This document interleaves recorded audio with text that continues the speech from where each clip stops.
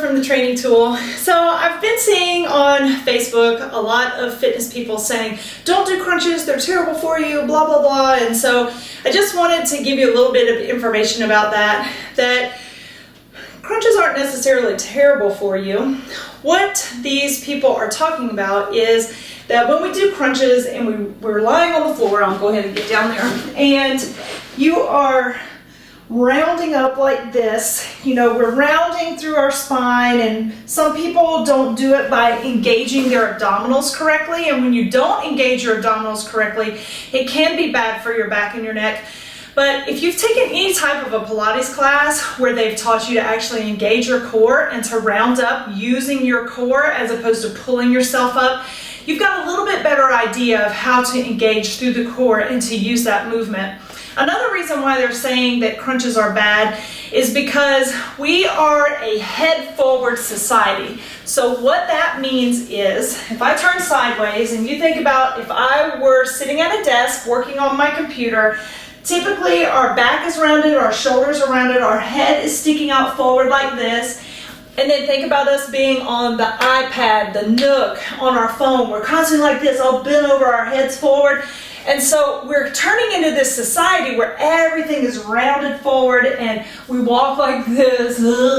It looks terrible, right? So we really need to start opening up, stretching these muscles in our back, trying to get our shoulder stability back into good placement, trying to get our head pushed back into alignment where it should be.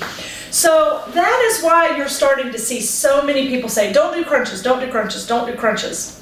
So I want to show you some things that you can do that can help you both to work on your posture in your upper back and through your neck and get your shoulder stability in placement, as well as do some core strengthening without rounding through the back if you're one of those people that maybe doesn't need to do that.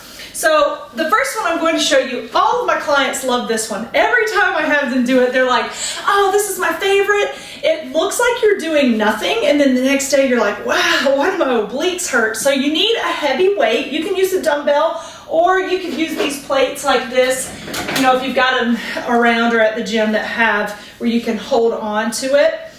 Those are great. They have like a little handle. So you only need one now, okay? So you're gonna put it on the side. My belly button is gonna draw in and up. I'm gonna think about my rib to hip connection. I'm just going to side lean until this stretches out, and then I'm just gonna pull myself back up. I'm not using momentum. This is not fast. I'm focused here on my obliques pulling me back up. Once I get into that stretched position, stand in front of a mirror. Make sure that you're not going forward. We want to go straight to the side and then use this to pull us back up. This belly button never relaxes. It stays tight. So you'll do both sides. You lean towards the weight, then the side without the weight is pulling you back up. I love these. I just call these oblique side leans. So these are great to do. There you go, no crunches involved. You'll feel those tomorrow, especially if you use a heavy enough weight.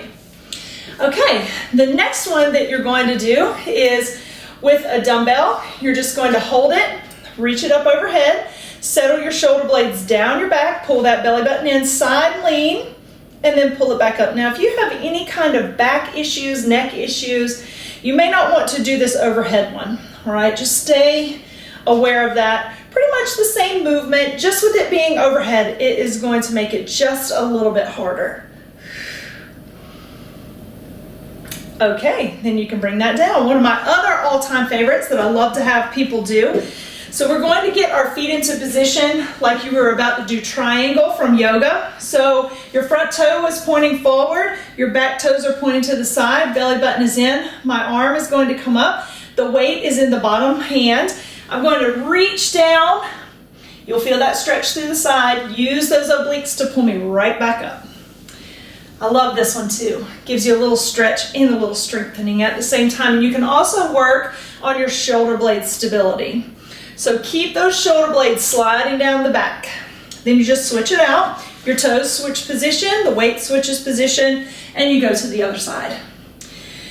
Now, you can, if you are an advanced exerciser, if you've mastered this, you can take that weight to the upper hand. You've just got to make sure that you keep good shoulder stability and that you don't fall over, because this does change the balance aspect of your exercise.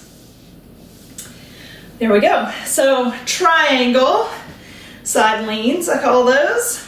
Next, you're going to grab a stability ball. Now this one is a little bit more advanced. You also have to make sure that your shoulder blade stability is on point for this one because you can hurt yourself. You start in a standing position. Hands go lightly on the ball. I'm gonna roll forward till I come to my forearms and I'm in plank. See how I'm in a nice straight line? My shoulder blades are stable. I'm gonna engage the abs to push my hips back up and go back to standing. I just call these stability ball rollouts.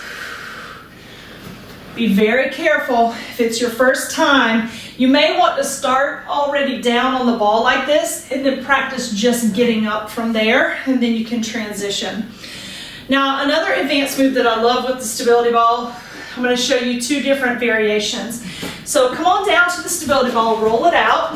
The first one is, ball is about to your shins, belly button's in, notice I'm in plank, I'm not like this. Nope, got those hips up, shoulder blades stable. Knees pull in. This is where you start to learn this. When I go out, look, I go straight into plank. I don't let my back sag. Now, good practice for your shoulder blade stability here. Then I'm going to take this ball and I'm going to shift my hips, keep my legs straight, and go into a pike. Nice and controlled. All right. From there, I'm just going to roll it back and take it to the ground. So another one that I like to do to help you with your core stability is what's called bird dog. So hands are right beneath the shoulders, knees are right beneath the hips, or table from yoga if you think about it that way. Right leg extends back, left arm goes forward, shoulder blade stability, belly button is in, work your balance here. So this is good core work.